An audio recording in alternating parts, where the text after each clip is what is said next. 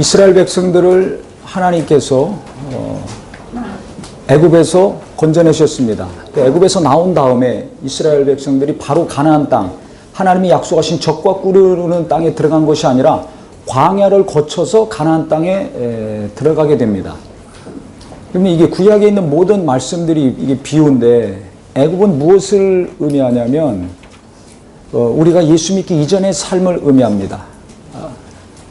즉 예수 믿기 이전에 마귀에게 속했던 죄인된 삶을 뜻합니다. 바로 왕은 마귀를 또 비유를 합니다. 그런데 애굽에서 이스라엘 백성이 나올 때 양의 피를 문설주에 발랐죠. 그 양의 피는 무엇을 뜻합니까? 예수님의 피를 뜻하죠. 피가 있었던 이스라엘 백성들의 장자들은 살아 있었고, 그 양의 피가 없었던 애굽의 장자들은 다 죽었습니다. 그 다음에 애굽에서 나와서 홍해 바다를 건너서 이제 광야로 들어가죠. 홍해 바다를 건너니까 침례를 뜻합니다. 그러니까 예수의 피를 의지해서 죄에서 마귀에게서 종로가 됐던 인간들이 구원을 받는 것이고, 그 다음에 침례를 받고, 그 다음에 바로 이제 좋은 땅에 들어가면 좋은데, 우리도 예수 믿고 은혜 받자마자 그냥 바로 하늘나라 가면 이 땅에서 죄도 안 짓고 이렇게 고생하고 속 썩고 씨름하면서 살지 않고 예수 믿자마자 바로 하늘나라 가면 얼마나 좋겠어요. 근데 예수 믿는다고 이 땅에서 뭐 갑자기 내 삶이 순식간에 바뀝니까? 그렇지 않습니다. 예수 믿더라도 어떤 경우는 예수를 믿었기 때문에 가족들 간의 관계가 어렵고 사람들과의 관계가 힘들 수도 있어요.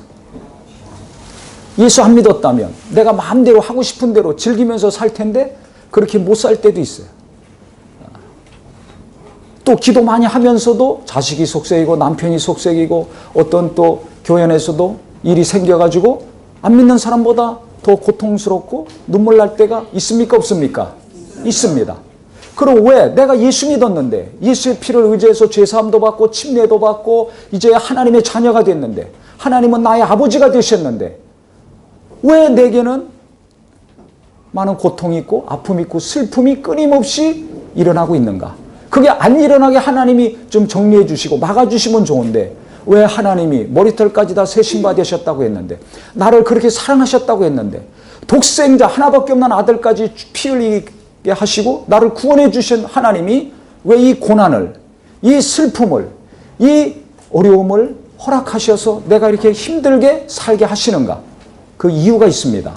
오늘 잘 말씀 들으시고 그 모든 시험과 원망과 불평이 떠나가고 은혜와 복된 심령이 되시기를 예수 이름으로 축원합니다. 아멘. 이유가 있어요. 그 이유를 지금 모세가 이스라엘 백성들 앞에서 이야기하고 있습니다. 애굽에서 430년 종살이 하다가 나왔지만, 한 명도 안 죽고 다 나왔지만, 바다를 건너는 놀라운 이적과 능력 가운데 그들이 탈출을 해서 자유를 얻고 해방을 얻었지만, 광야 40년 거쳐서 가나안 땅 들어갈 때 첫 세대가 다 죽었습니다. 그래서 그 후손들이 지금 가나안 땅에 들어가는 거예요. 그래서 모세가 가나안 땅 들어가기 전에 그 후손들에게, 처음에 애굽에서 나온 자기 부모 세대는 다 죽고, 이 세가 지금 가나안 땅을 바로 코앞에 두고 그들이 들어가서 살 텐데, 모세가 지금 마지막 유언과도 같은 말씀을 그들에게 하는 겁니다. 그래서 신명기는 모세의 마지막 설교입니다. 자기는 못 들어가요. 너는 여기까지. 너는 내게 와라. 여호수아 갈렙만 들어갑니다. 애굽에서 나온 사람 중에 가나안 땅 들어간 사람은 딱 두 사람입니다. 여호수아 갈렙. 모세도 못 들어갔어요. 모세는 너는 여기까지만. 너는 내게 와라. 그래서 모세가 유언과도 같이 가나안 땅을 바라보면서 얼마나 들어가고 싶었겠습니까? 40년 고생하며 인내하며 부르짖어 기도하면서 이스라엘 그 강팍한 자들을 이끌어 왔는데 자기는 못 들어가는 거예요. 그렇다고 하나님께 원망하고 불평하지 않았습니다. 내가 어떻게 고생한지 아시지 않습니까? 내가 어떻게 인내한 거 아시지 않습니까? 그런데 왜 나는 못 들어갑니까? 나도 들어가게 해주세요. 라고 기도했습니까? 안 했습니까? 안 했습니다. 도리어 이스라엘 백성들이 그 땅에 가서 잘 살 수 있도록, 하나님 말씀에 순종해서 계속 복을 받는 삶을 살 수 있도록 그것만을 위해서 기도했죠. 그러니까 위대한 지도자입니다. 백성을 사랑하는 사람, 국민을 사랑하는 사람이 대통령이 돼야 됩니다. 성도를 사랑하는 사람이 목회자가 돼야 됩니다. 나를 사랑하는 사람이 지도자가 되면 그 나라, 그 교회, 그 단체는 모든 사람들에게 큰 고통과 아픔입니다. 그게 모세가 위대한 지도자예요. 그런데 자기는 못 들어가잖아요. 그러니까 그 마음이 어떻겠습니까? 하지만 그거 표시 안 냈습니다. 하나님 앞에도 표시 안 내고 가족들에게나 백성들에게 표시 안 냈습니다. 잘못했으면 어떻게 돼요? 나쁜 사람 같으면 백성들 선동해가지고 야 우리 같이 기도하자. 나도 같이 갈 수 있도록. 내가 어떻게 했는지 너희들이 알잖아. 우리 같이 가자. 하나님 기도하자. 선동했겠죠. 근데 모세가 백성들에게 선동질을 했습니까? 안 했습니까? 안 했습니다. 하나님 앞에 섭섭한 기도 한마디도 안 했습니다. 나도 들어가게 해달라는 기도가 없었어요. 왜? 하나님의 뜻이 여기까지라는 것을 모세가 알았어요. 그 뜻에 순종했습니다. 구약 때나 신약 때나 하나님의 뜻에 순종하는 것이 가장 중요합니다. 근데 이거를 모르니까 교회 안에서나 가정에서나 세상에서나 그 고통과 괴로움을 계속 갖고 사는 거예요. 해결하지 못하고 사는 겁니다. 그러니까 애굽에서 원망했던 이스라엘 백성들은 누구를 원망하고 탓하고 분노하고 슬퍼하고 씩씩거리다가 끝나는 거예요. 왜 그 첫 세대가 광야에서 다 죽고 2세가 들어갑니까? 그들이 원망하다 죽었잖아요. 물이 없다고 원망합니다. 고기가 없다고 원망합니다. 도리어 애굽에서 그 떨어지는 부스러기들 먹고 살았던 거 그때가 더 좋았다고 추억하고 다시 돌아가자고 합니다. 이렇게 마음이 강팍했어요. 10가지 재앙에 떨어지고 바다를 건너서 자유를 얻었을 때 너무 좋아서 기쁘고 춤추고 장구치고 소고짓고 노래했습니다. 그런데 얼마 안 가서 광야가 얼마나 힘듭니까? 물이 없습니다. 먹을 것도 없습니다. 낮에는 덥습니다. 밤에는 춥습니다. 뱀이 있고 전갈이 있고 언제 어떻게 죽을지 모릅니다. 너무나 위험해. 평안한 게 하나도 없어. 그랬더니 애굽에서 나왔을 때의 그 기쁨과 그 감사와 그 찬양은 싸늘하게 식어지고 인상이 써지고 입이 나오게 되고 그 다음에 성질이 나오더니 그 다음에 말로 원망하고 불평하고 하나님 대적하고 하나님이 세운 모세 대적하고 죽이려고 돌 들고 덤벼들고 이게 한두 번입니까? 그래서 하나님이 40년 인도한 것이다. 한 달이면 갈 수 있는 거리인데 왜 40년을 하나님이 광야에서 고생시키셨는가? 왜 우리 민족을 괴롭게 하셨는가? 이유가 있다는 겁니다. 광야는 우리 육체의 삶의 비유입니다. 예수 믿고 구원받았다고 바로 하늘나라 천국에 가지 않습니다. 이 땅에 살다가 그 다음에 우리가 육체를 떠난 다음에 하늘나라 가죠. 비유의 가나안 땅은 천국입니다. 광야는 이 땅의 육체의 삶입니다. 그럼 왜 예수 믿고 좋은 곳으로만 인도하시든지 아니면 빨리 하늘나라로 인도하시지 않고 왜 이 고통스러운 광야 같은 힘든 곳에서 내가 살게 하시는가? 이유가 있는 거예요. 이스라엘 백성들 40년 광야 거치게 하신 것은 이 땅에서 예수 믿고 구원받은 자들이 왜 육체를 가지고 계속 살아야 되는지 그 이유가 있는 것과 똑같습니다. 성경 잘 보세요. 2절에 내 하나님 여호와께서 이 40년 동안에 내게 광야길을 걷게 하신 것을 기억하라. 이거 잊지 말으라는 거예요. 기억하라. 이는 왜 그랬는가? 40년 광야. 첫 번째, 너를 낮추시며 그랬습니다. 우리를 낮추시려고. 왜 낮추십니까? 교만하기 때문에. 교만하니까 금방 원망하고 불평하고 하나님 대적하고 모세 죽이려고 하고 여호수아와 갈렙도 돌로 쳐 죽이려고 했죠. 인간이 그만큼 교만하다는 거예요. 이 교만의 뿌리가 너무 깊다는 겁니다. 그래서 내가 조금 불편하면 금방 색깔이 바뀌죠. 얼굴색이 바뀌고 말이 바뀌고 표정이 바뀌잖아요. 부부간에도 금방 싸늘해질 때가 있죠. 성도간에도 그렇게 은혜가 넘치고 기쁨이 넘쳤는데 금방 싸늘해질 때가 있어요. 이상하죠. 예배하고 기도하고 하나님 말씀도 알고 있는데 그렇게 마음이 굳어지고 딱딱해질 때가 있습니다. 그건 왜 그렇습니까? 마음이 높아져가지고. 말세가 되면 고통하는 때가 이르니 첫 번째 누구를 사랑하며? 자기를 사랑하며 그 다음 돈을 사랑하며 무정하며 싸납고 원통함을 풀지 아니하고 부모 거역하고 쭉 나오죠. 디모데후서 3장 1절부터. 자기밖에 모르는 거예요. 하나님 사랑하고 이웃을 사랑하고 그를 위해서 먼저 기도하고 배려하고 하다가 어느 순간에 교만해지면 하나님이고 이웃이고 다 필요 없어. 내가 먼저야. 내 뜻하고 맞아야 돼. 내 감정하고 맞아야 돼. 내가 원하는 거하고 맞아야 돼. 안 맞으면 불편해져. 화가 나. 상처가 돼. 모든 기준이 자기 자신입니다. 잘 자기를 생각해 보세요. 당장 기뻐서 춤추고 장구치고 소구치고 춤추면서 나왔다가 당장 조금 시간이 지나서 먹을 게 없어요. 마실 물이 없어. 그러니까 금방 마음이 굳어지는 거예요. 광야에서는 모든 것을 하나님이 주셔야 됩니다. 물도 주셔야 되고 먹을 것도 주셔야 됩니다. 옷도 주셔야 됩니다.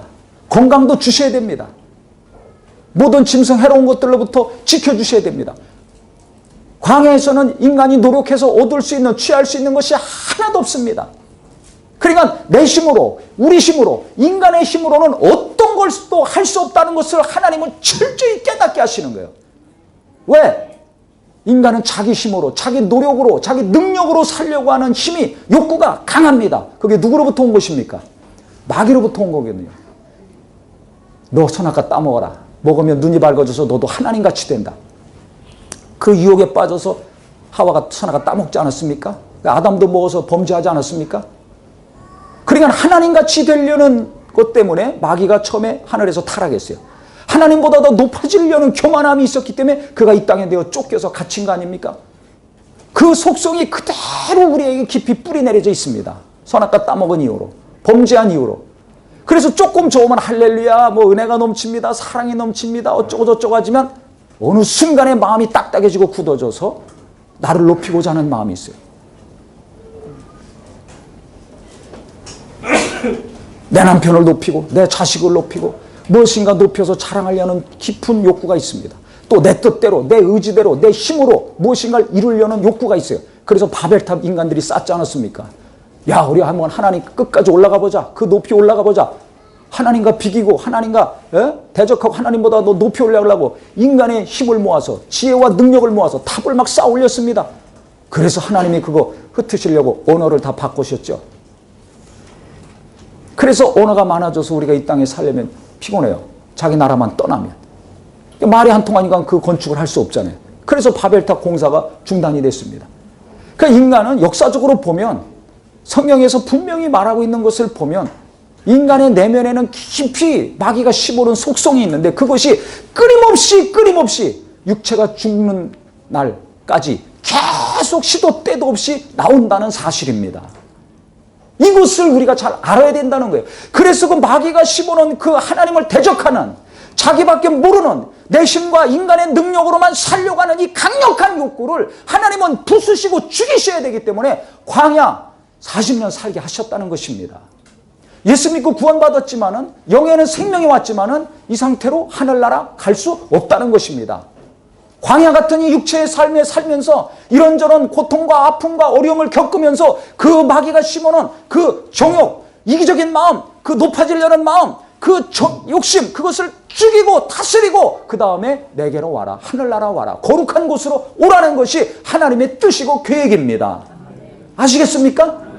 그런데 우리는 예수 믿고 은혜 받고 하나님의 성령을 받았음에도 불구하고 내 육체가 잘 되게 해주시옵소서. 저 사람들보다 더 잘 살게 해주시옵소서. 내 남편 내 자녀가 더 저들보다 더 뛰어나고 은혜로운 삶. 뭐가 은혜로운 삶? 더 돈 잘 버는 거, 더 좋은 집에 살고 좋은 옷 입고 좋은 차 타고 좋은 거 먹고 살게 해주시옵소서. 이것에만 집중적으로 관심을 갖고 기도합니다. 죽는 날까지. 그러니까 그렇게 산 분이나 그렇게 못 산 분이나 만약에 그것이 나의 관심이요, 우리의 관심이라면 광야 거쳤는데도 별 볼 일 없어요. 그럼 과연 이 사람들 가나안 땅에 들어갈 수 있을까? 애굽의 첫 세대가 먹고 사는 거 그것 때문에 시험 들고 원망하고 불평하다가 다 죽었어요. 부모들이 죽는 거, 할머니 할아버지가 믿음이 없어 그렇게 원망하다 죽는 거, 그 후손들이 눈으로 봤잖아요. 그러니까 모세가 강력하게 지금 가나안 땅을 코앞에 두고 이야기하고 있는 건, 너희들은 네 부모들이, 네 할머니 할아버지들이 믿음으로 살지 않고 먹고 사는 문제 때문에 조금 불편하다고 원망하고 불평해서 저주받아 죽은 거 잘 알지 않느냐. 그만큼 인간의 죄성이 강하다. 그래서 하나님이 우리를 40년 동안 광야 인도하신 것이다. 그러니까 우리는 정말 겸손해야 된다. 고난을 통해서 하나님이 하고자 하시는 것은 내가 낮아지는 것. 우리가 정말 하나님 앞에 낮아지기를 원하시는 것입니다. 그러니까 고난이 닥치면, 어려움이 닥치면 성질내고 화내고 누구 정죄하고 죽이려고만 할 것이 아니라, 비난하고 욕만 할 것이 아니라, 내게 어떤 교만이 있는가, 내게 어떤 불순종이 있는가, 내게 하나님 뜻대로 살지 않은 것이 무엇인가를 속히 깨닫고 보시는 은혜가 있어야 됩니다. 이게 은혜입니다. 이게 겸손한 사람입니다. 근데 대부분 내가 잘못한 거, 내가 고쳐야 될 거, 내가 회개해야 될 것은 전혀 몰라. 왜? 나를 제일 사랑하니까. 저 사람이 더 잘못했잖아요. 나도 좀 잘못한 거 있지만 저 사람은 더 잘못했잖아요. 그래서 회개를 안 해요. 돌이키질 않아요.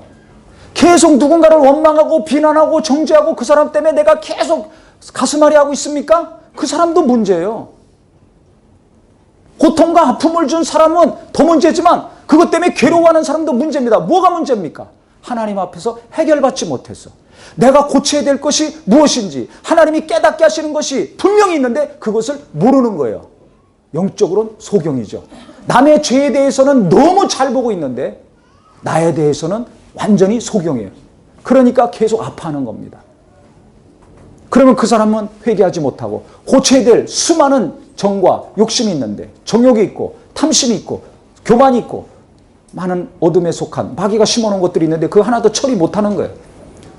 또 맨날 당했다고 상처만 받고 분노만 하고 씩씩거리고 사니까 쓴뿌리만, 안 좋은 어둠의 열매만 주렁주렁 맺혀 있는 겁니다. 그렇게 계속 살다가는 그 상태로 육체만 흙으로 보내고 하나님 앞에 섭니다. 그러면 주님이 너 참 잘 살고 왔다 칭찬해 주실까요? 벌써 어둠의 열매가 주렁주렁 맺혀 있는데 내가 그 사람을 통해서, 그 고난을 통해서, 그 어려움을 통해서 너의 온전치 못한 거 보게 하고 깨닫게 하고 알게 해서 그거 제거하고 그거 없애고 오라고 내가 그 어려움을 허락했는데 너는 왜 그때 그걸 못 봤니? 왜 그것을 깨닫지 못하고 계속 아파하고 슬퍼만 하고 화만 내고 원망하고 불평만 하다 왔느냐? 라고 책망을 하실 것입니다. 그래서 우리는 어려운 일이 생길 때마다, 고통스러운 일이 생길 때마다 그 사람의 잘못만 깊이 생각하지 말고 내 안에 어떤 고쳐야 될 것이 있는가, 하나님의 손길이 내 심령에, 내 생각에 임하시기를 예수 이름으로 축원합니다. 고난을 통해서 하나님이 깨닫게 하시는 것이 분명히 있습니다. 그래서 40년 광야길 걷게 하신 거 그거 잊어먹지 말으라는 거예요. 왜? 이거 잊어먹으면 가나안 땅에 들어가서 또 똑같은 짓을 하거든요. 거기는 적과 끓이는 복된 땅입니다.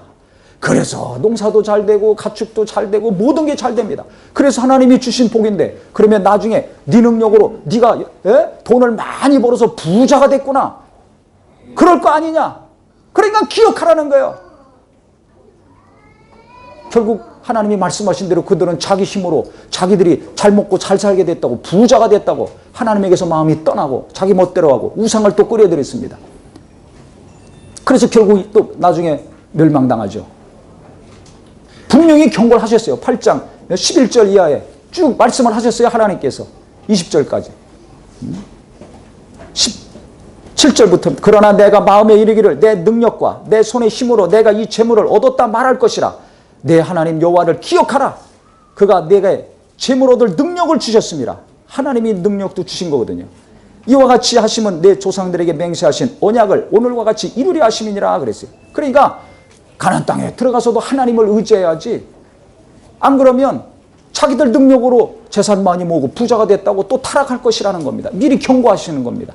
그러니까 인간이 얼마나 연약한 자인지, 얼마나 하나님을 의지하면서 사는 것이 힘든 존재인지를 하나님이 아시는 거예요. 그래서 모세가 가나안 땅에 들어가야 될 그 순수하고 정말 하나님을 의지하고 철저히 하나님 말씀대로 순종했던 자들에게 계속 지금 당부하고 있는 겁니다. 나는 내 자식들에게 무엇을 심어줘야 될 것인가?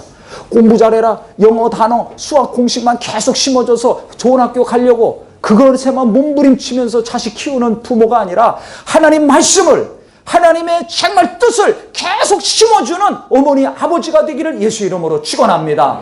그러면 그 자식은 누가 책임져 주십니까? 하나님이 책임져 주시는 게 누가 보호해 주십니까? 그렇지요. 하나님이 지켜주시는 겁니다. 내가 언제까지 내 자식 지켜줄 수 있습니까? 내가 언제까지 자녀들 위해서 기도하고 희생할 수 있습니까? 늙고 쇠하고 죽는 날이 언젠가 오는데, 그러면 그 손자 손녀들은 또 어떻게 살아야 됩니까? 그러니까 믿음 없는 사람, 하나님을 의지하지 않는 사람, 하나님의 말씀이 없는 사람은 돈이 있던 없던 관계없이, 집이 몇 채든 새빵이든 관계없이 계속 불안하고 염려하고 근심거리만 많아지는 겁니다. 내가 자식들 생각할 때 염려가 많아지고 있는가? 아니면은 정말 믿음이 더 강해지고 있는가? 잘 보세요. 하나님이 빠져 있으니까, 하나님의 말씀이 빠져 있으니까, 즉 믿음이 없으니까 돈만 생각하며 더 괴로워져 가는 겁니다. 근심거리가 더 무거워져 가고 있죠. 내가 믿음이 있는 겁니까? 없는 겁니까? 없는 거예요. 예배하고 기도하고 찬송하고 교회는 왔다 갔다 하지만은 믿음이 없어요. 하나님께 대한 믿음이 없어요. 그러니까 너희는 기억해라. 왜 하나님이 40년 광야 거치게 하시고 고생하게 하시고 만나 주신지를 기억해라. 만나가 뭡니까? 먹을 거 없으니까 만나 주셨거든요. 하늘에서 떨어지는 게 40년 동안 주셨어요. 과자 부스러기 같은 거. 그래, 만나라는 뜻은 그게 뭐냐? 이런 뜻이에요. 이게 뭐야? 이 뜻입니다. 그거 날마다 먹어야 돼요. 하루치만 가져와서 먹어야 돼요. 이틀치 가져오면 없어집니다. 그러니까 욕심 부리지 말아라. 먹고 사는 거 욕심 부리지 말아라. 우리 식구가 많으면 그 많은 분량대로, 적으면 적은 분량대로 각각 그 가족의 숫자에 따라서만 가져와라. 그래서 아침이 되면 만나가 떨어집니다. 그럼 자기 식구만큼만 가져와야지. 욕심 부려서 더 가져오면 썩어요. 아, 내일 또 먹어야지? 아니에요. 하루치 양식이어야지. 그 다음날 가져오면, 그 다음 거 가져가면 또 썩어요. 안식일 있을 때는 움직이면 안 되니까, 일하면 안 되니까 안식일 전날은 이틀치를 주셨어요. 정확하게. 그러니까 40년 동안 이거를 훈련시키신 거예요. 욕심 부리고 살지 말라는 겁니다. 욕심 때문에 다 문제들이 일어나지 않습니까? 욕심 부리지 말라. 그럼 만나는 땅에서 나오는 게 아니에요. 모든 인간의 육체가 먹어야 될 것은 다 땅에서 나오지 않습니까? 만나는 하늘에서 하나님이 주시는 겁니다. 그러니까 누구만 의지하고 살아라? 하나님. 이 땅의 육체에 필요한 모든 것들 다 누가 채워주신다? 하나님이 채워주신다. 그래서 내 옷이 헤어지지 않았지 않느냐? 발도 부르트지 않았지 않느냐? 먹고 사는 거 전혀 걱정하지 말아라 이거예요. 하나님이 정말 먹는 것도 채워주시고, 물이 필요할 때 반석에서 물이 나오게 하시고, 고기가 또 먹고 싶다니까 메추라기 동풍을 불게 해서 그 수많은 사람들 다 이빨 쑤실 수 있도록 만들어 주셨어요. 고기 먹고 싶다고 하도 그래가지고 어디서 고기를 잡아다 그 수백만 명을 먹입니까? 못 먹입니다. 그래, 하나님은 바람 한번 불게 하셔서 메추라기 그냥 다 쏟아지게 하셔서 고기 실컷 먹고 이빨 쑤시게 해주셨어요. 그러니까 내 힘으로는 살 수 없는 것이 광야구나. 우리 힘으로 살 수 없는 것이 광야구나. 필요한 것은 하나님이 그때그때 채워주시는구나. 그러니까 욕심 버리고 오직 하나님만 생각하고 하나님만 의지하고 하나님 인도하시는 대로, 또 불기둥 구름기둥이 인도했잖아요. 그러니까 어디로 가서 어디서 살아야 될지 염려하지 말아라. 불기둥 구름기둥이 갑자기 움직이면 짐 싸들고 따라가면 됩니다. 그것은 성령을 의미합니다. 그 성령이 임하셔서 성령이 이끌으시면 성령 인도하시는 대로 가면 되는 거예요.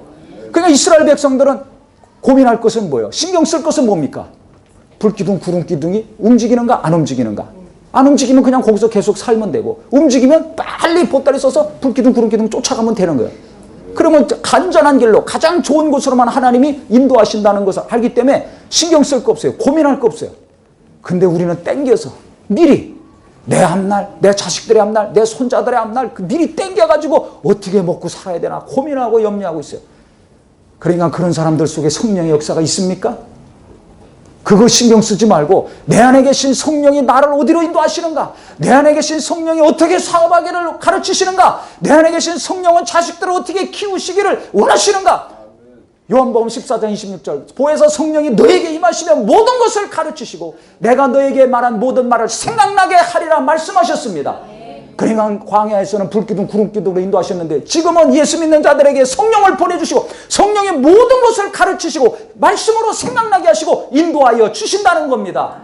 내 안에서 내 영의 그 깊은 곳에서 직접 가르쳐 주신다는. 그러니까 내가 뭘 신경 써야 돼요? 뭘 입고 살아야 될지, 어느 집에 살아야 될지, 이게 것이 아니라 내 안에 성령이 어떻게 내게 가르쳐 주시는가, 내 마음과 생각에 어떻게 지시하시고 무엇을 생각나게 하시는가, 내 안에 계신 성령에 대해서 성령의 지시하심과 감동하심에 대해서 제일 신경 쓰시고 민감하시기를 예수 이름으로 축원합니다. 돈 신경 쓰는 거 절반만 내 안에서 성령이 내게 가르치시고 지시하시고 말씀하시고 생각나게 하시는 거 신경 쓰면 진짜 대박 납니다. 네? 대박 나는 거예요. 그러니까 내 몸 바깥에서 무언가 이루어지길 원하니까 안 되는 거예요. 하나님은 내 안에서, 왜? 예수 피로 구원하신 건 내 영입니다. 예수 피로 산 것은 내 영입니다. 그 영에 성령을 주시고 거기에서 성령이 가르쳐 주신다는 거예요. 그런데 엉뚱한 데 가서 무언가 도움 받으려고 그러죠. 목사님 영감이 있으니까 기도 많이 하니까 제가 어떻게 해야 됩니까? 아니, 내 사정은 내 영이 제일 잘한다고 그랬어요. 고린도전서 2장 10절. 네? 내 영 사정은 내 영이 제일 잘 알아요. 하나님의 사정은 성령이 제일 잘 아시고 그 성령이 직접 내 사정을 가장 잘 아는데 영이 오셔서 가르쳐 주시니까 이것보다 정확한 게 있습니까? 없습니까? 없는 거예요. 나보다 내 영이 내 사정 더 잘합니다. 거기에 성령이 오셔서 영원히 떠나지도 않고 성령이 직접 가르치시고 지시하시고 생각나게 하신다는 겁니다. 그러니까 세상 내 눈에 보이는 거 그거 쫓아가면 안 돼요. 그러면 이스라엘 백성들 중간에서 멸망당한 것처럼 원망하고 불평하다 끝납니다. 맨날 시험 들어 살고 끝납니다. 내 안에서 성령이 지시하시고 생각나게 하시고 인도하시는 것을 내가 잘 받으려고 나를 낮추면 그것을 분명히 알 수 있죠. 근데 이 교만한 사람은 이걸 모르는 거예요. 그러니까 고난을 통해서 너 겸손해지라 이거예요. 낮아지라 이거예요. 그리고 날마다 만나를 주신 것처럼 날마다 무엇으로 살아야 될 것인가? 하나님이 주시는 말씀으로 살아야 되겠구나. 결심하기를 예수 이름으로 축원합니다. 네. 그래서 너를 낮추시면 내가 하나님 말씀을 듣는지 내 마음이 하나님 말씀에 순종하는지 안 하는지 하나님은 알려고 하시는 것이다. 즉 우리 마음의 중심, 내가 무슨 옷 입고 얼마짜리 집에서 뭘 타고 다니는지 그거 알려고 하네요. 근데 우리는 만나면 이 사람 나이가 어느 정도 됐을까? 옷부터 보죠. 한국 사람은 옷부터 봐요. 저 옷 입고 다니는 거 보니까 저 사람 수준이 어느 정도구나. 나이는 어느 정도 됐을까? 그 재는 거죠. 계산하는 거예요. 나보다 많은가? 적은가? 그 말투가 달라지고 대하는 게 달라지죠. 내가 가까이 가야 될 사람인가? 좀 거리를 둬야 될 사람인가? 딱 보면 옷 보죠. 나이 보죠. 그 질문도 하잖아요. 만나자마자. 몇 살이세요? 어디 사세요? 자녀들은 또 어떻게 돼요? 등등. 그래서 벌써 딱 상황이 파악이 돼요. 그래서 이제 내가 어느 정도 관계를 맺어야 될 것인가 딱 결론을 내리죠. 근데 하나님은 그것에 관심이 있어요? 없어요? 없어요. 지금 그게 문제가 아니에요. 옷이고 자동차고 집이고 무슨 음식을 어디서 먹는가 그게 문제가 아니라 하나님 말씀에 순종하며 살고 있는가? 없는가? 이걸 하나님은 보시는 거거든요. 그거 잘하라고 지금 40년 광야 인도하셨다는 겁니다. 그거 제대로 하라고 지금 빨리 인도하시지 않고 우리를 이 육체의 삶, 광야 가운데 살게 하신다는 겁니다. 그런데 나는 지금 어디에 신경 쓰고 삽니까? 교회 와서도 저 사람 무슨 옷 입었어? 저 사람 뭘 타고 다녀? 저 사람 집이 어느 동네야? 이거 맨날 신경 쓰고 있죠. 교회 안에서도 그러고 있으니 또 교회에서도 우리 교회가 몇 명이야? 꼭 목사들도 만나면 교회 몇 명인가? 교인들도 어디 교회 다니면 몇 명이에요? 교인이 몇 명이에요? 이게 뿌리 깊이 그러니까 주님이 고난을 무지막지하게 지금에 당하는 고난보다 더 센 고난을 주셔야 돼요. 아멘? 근데 고난이 닥치면 괴로우니까 그거는 싫어. 그러면 내 스스로 겸손해져서 내가 말씀대로 살고 있는가? 안 하고 있는가? 내 가족들이 하나님 뜻대로 순종하고 있는가? 불순종하고 있는가? 이걸 스스로 알아서 겸손하게 회개하고 하나님 말씀대로 뜻대로 살려고 노력해야 될 텐데 그거는 신경 안 써. 그리고 내가 더 좋은 거 입어야 되는데 이번 계절이 바뀌면 또 옷 새로 사 입어야 되는데 좀 집도 좀 강남으로 이사 가고 평수도 좀 넓고 신도시로도 좀 가야 되는데 차도 좀 바꿔서 다 외제차 타고 다니는데 국산 차라도 좀 신형 타야 되는데 맨날 이런 것에 운전하면서도 승질 나는 거예요. 왜? 옆에 차들 보니까 다 나보다 좋네. 난 중고차 타고 다니는데 어떤 걸어 다니는 사람 중고차라도 좋은데 나는 왜 맨날 버스 전철 타고 다녀야 돼? 야 정말 소형차 찌그러진 거라도 하나 주시옵소서. 다니면서도 스트레스 받아요. 이게 인간의 실상 아닙니까? 나의 실상 아닙니까? 그거 깨닫고 빨리 고치라는 거예요. 내 마음으로 지금 하나님 말씀 내 말을 듣고 지키냐 안 지키냐 나는 그게 관심이 있다. 어디에 사는지 나는 관심 없어. 무슨 옷 입었는지 관심 없어. 어느 대학 나왔는지 뭘 먹는지 그거 관심 없다. 그게 중요한 게 아니다. 그리고 또 반복합니다고 그래서 4절에 3절에 보면 2절에 하신 말씀을 너를 낮추시며 또 반복하죠. 너로 줄이게 하시며 만나만 먹으니까 얼마나 허무해요. 맛도 없고 맨날 똑같은 거. 또 너도 알지 못하며 내 조상들도 알지 못하던 만나를 내게 먹이신 것은 사람이 떡으로만 사는 것이 아니오 여호와의 입에서 나오는 모든 말씀으로 사는 줄을 내게 알게 하려 하심이라 그랬어요. 이 번역이 좀 더 정확하게 말씀드리면 왜 광야를 통해서 하나님이 낮추시고 왜 날마다 만나를 먹이시면서 우리를 굶주리게 즉 배부르고 입이 만족하고 육체가 만족하지 않는 삶을 이렇게 길게 살게 하셨는가. 그것은 이유는 인간의 죄성을 인간의 교만함을 빼는 것과 동시에 오직 하나님 말씀으로 살게 하는 것을 가르쳐 주시려고 하셨다는 겁니다. 그럼 이거 정확한 번역은 어떻게 되냐면 인간은 빵만으로는 즉 떡만으로는 밥만으로는 살 수 있지 않다. 인간은 먹는 것만으로는 육체가 필요한 것만으로는 살 수 있는 존재가 아니다. 이 뜻입니다. 그러면 어떻게 사는 존재인가? 인간은 하나님 입으로 나오는 모든 말씀으로 사는 존재다. 이 뜻입니다. 그러니까 내가 아무리 좋은 거 먹고 좋은 옷 입고 좋은 차 타고 좋은 집에 살고 육체가 기쁘고 행복한 것을 풍요롭게 누리고 자손대대로 누릴 수 있는 재산을 갖고 있다 할지라도 인간다운 삶은 살 수 있다 없다? 못 산다. 이겁니다. 잘 들으세요. 내게 아무리 많은 재산이 있고 많은 권력이 있다 할지라도 그것으로 인간은 만족을 못한다. 요즘 맛있는 거 얼마나 많이 찾아다닙니까? 애고 어른이고 그참 뒤지는 거 어디 뭐 먹으려면 어디 가야 맛있나? 그거 맨날 뒤지고 다닙니다. 그래 먹죠. 그거 먹었습니다. 그럼 먹는 순간 행복하다. 자, 엊그저께 누가 커피 한 잔 먹으면서 너무 행복하다는 거예요. 참 신기하죠. 야, 저거 먹는 거 가지고 저렇게 어떻게 좋아? 저는 도무지 이해가 안 돼요. 묻죠. 아니 그렇게 좋아? 그렇게 행복해? 네, 목사님. 커피 한 잔 그냥 진한 커피 한 잔 먹으면서도 그렇게 행복하대요. 참 좋겠다. 거기서도 행복을 느끼니까. 속으로 그랬지만. 그러면 그 다음에는 뭐? 그 다음에 또 고통스럽고 괴로운 얘기 막 쏟아내죠. 막 며칠씩 몇 시간씩 쏟아내죠. 바로 그거예요. 그게 인간이라는 겁니다. 우리가 짐승이라면 먹는 거, 입는 거, 마시는 거, 사는 거 이것으로 만족하고 아쉬움이 없어요. 진짜 행복할 수 있어요. 근데 인간은 영이 있기 때문에 하나님 말씀이 들어가지 않으면 하나님의 그 살아있는 생명의 말씀이 내 안에 들어오지 않으면 행복함과 만족을 느끼지 못하는 존재라는 것입니다. 그러니까 하나님이 인간을 만드셨을 때 영이 없이 짐승들과 같이 만드셨으면 모르는데 태초에 하나님이 생기를 불어넣으셔서 생영이 되게 하셨기 때문에 그 영을 통해서 하나님이 주시고자 하시는 것이 계속 인간의 속에 머물게 만드셨기 때문에 그것은 하나님 말씀이거든요. 그러니까 말씀이 들어가지 않으면 인간은 아무리 육체가 편안하고 즐거워도 만족하지 못한다. 행복하지 못하다. 대학 가기 어렵죠? 보내기 어렵죠? 서울대 가서 물어보세요. 지금 입학한 지 한 달 지났으니까. 너 행복하니? 야, 너 한국의 최고 대학 서울대학교 입학해가지고 기쁘고 행복하지? 아래 위로 훑어볼 겁니다. 이 사람 미쳤나? 왜? 합격의 기쁨은 며칠 갑니까? 예? 말 그대로 며칠 가고 끝납니다. 며칠 가고 끝나요. 1년 내내 4년 내내 졸업할 때까지 합격의 기쁨과 영광을 계속 그가 만끽하고 삽니까? 아닙니까? 아니잖아요. 애들 학교 좋은 데 갔다고 부모가 날마다 기뻐하고 좋아합니까? 아닙니까? 아니죠. 이게 인간이에요. 그래서 예수께서 물 드시려고 우물가에 가셨어요. 그 사마리아 여인을 만났죠. 이 물을 먹는 자마다 다시 목마르려니 와 그랬어요. 그 물이 있어야 삽니다, 인간은.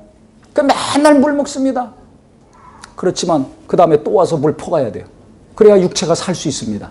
그러니까 이 땅에 있는 것은 우리 육체가 필요한 것은 아무리 좋고 멋있고 화려하고 좋은 걸 할지라도 그건 다시 또 목마르다는 거예요. 하지만 내게 와서 내가 주는 물을 먹는 자는 즉 예수를 믿고 예수의 말씀, 영생의 말씀, 생명의 말씀으로 사는 자는 영원히 목마르지 않는다고 말씀하셨습니다. 그러니까 나는 날마다 목마르게 하는, 날마다 허무함을 주고 허전함을 주고 공허함을 주는 것에 내 눈이 가고 손이 가고 발이 가고 물질이 가고 시간을 다 쏟아 부어야 됩니까? 아니면 영원한 목마르지 않는 것에 내가 마음을 쏟고 힘을 쏟고 붙들고 그것을 살아야 됩니까? 결정하셔야 돼요. 근데 예수 안에 들어와서도 성령 받고 은혜를 받았으면서도 불구하고 허전하고 허무한 것에만 빠져 있어요. 그러니까 맨날 핸드폰에 미쳐갖고 사는 거예요. 그러니까 말씀을 아무리 많이 받고 듣고 할지라도 은혜를 받았다 할지라도 그거는 순간에 빠져나가요. 그러고 허무한 걸 자꾸 찾아요. 이 물을 먹는 자는 다시 목마르려니와. 떡으로만은 살 수 없는 존재입니다. 먹는 것으로만은 살 수 없는 존재입니다. 먹는 것과 함께 하나님이 입으로 나눈 말씀이 들어와야지, 그 말씀을 먹어야지, 그 말씀을 받고 순종해야지 인간은 살 수 있는 존재라는 거예요. 그 말씀으로 영이 배부르고 채워져야지 평안하고 기쁨 있고 행복하다는 겁니다. 왜? 하나님은 말씀을 통해서 일하시지 다른 걸 통해서는 일하시는 분이 아니에요. 말씀을 통해서 하나님의 사랑과 은혜와 생명과 능력을 체험하게 하시고 공급하시는 분입니다. 그런데 먹는 것에만 빠져 있으면 어떻게 돼요? 그러니까 물 없다고 원망하고 대들었어요.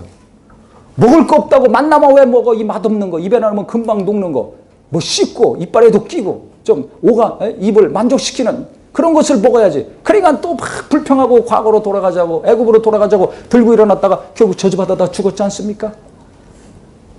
현실이 좀 불편하다고, 입이 좀 불편하다고, 몸이 좀 불편하다고. 하나님이 주시는 거 말씀인데 하나님에 대해서 마음의 문을 딱 닫아 하나님 말씀 거부하는 거예요. 지금 하나님 말씀 거부하는 사람 많습니다. 신앙생활 하면서. 잘 보세요. 내가 하나님 말씀을 환영하고 있습니까? 지금 마음의 문을 딱 닫고 밀어내고 있습니까? 어떤 말씀은 환영하고 받아들이고 어떤 말씀은 거부하죠. 이게 지금 광야 이스라엘 백성들하고 지금 성도들하고 거의 비슷합니다. 이들은 굉장히 질이 낮고 수준 낮은 것 같죠? 똑같습니다. 나도 뭐 조금 불편해 보세요. 금방 짜증나고 신경질 냅니까? 안 냅니까? 똑같습니다. 하나님 말씀도 취사 선택하지 않습니까? 너는 나를 따르라는데 지금 누가 주님을 따르려고 그래요? 자기 십자가를 지고 나를 따르라 그랬는데 누가 자기 십자가 지려고 그럽니까? 너나 십자가 지시오. 너나 십자가 지시오. 너나 십자가 지시오. 나는 위로해 주세요. 나는 평안을 얻기 원합니다. 나는 도움만 받기 원합니다. 그리고 주님 따르려고 안 해요. 세상 유행 풍속은 따르고 자기가 원하는 것을 위해서는 힘써서 시간 써서 잠 안 자가면서 하더라도 기도하면 하는 걸, 전도하는 거, 뭐 하나님 일하는 거 열심히 하는 사람 갈수록 줄어들고 있죠. 다 자기가 원하는 거, 자기가 하고 싶은 것만 열을 내면서 하지 주님이 원하시는 거, 주님이 하라고 하신 것은 신경도 안 씁니다. 그러면서 하나님 앞에 와서는 믿으니까 주여 날 도와주시고 위로해 주시고. 왜? 허전하니까. 이 물을 먹는 자는 다시 목마르려니와. 아무리 맛있는 거 먹어도 허전해. 아무리 남편이 잘해줘도 허전해. 좋은 집에 가면 해결될 줄 알았는데, 차가 바뀌고 옷이 바뀌면 해결될 줄 알았는데 며칠뿐이야.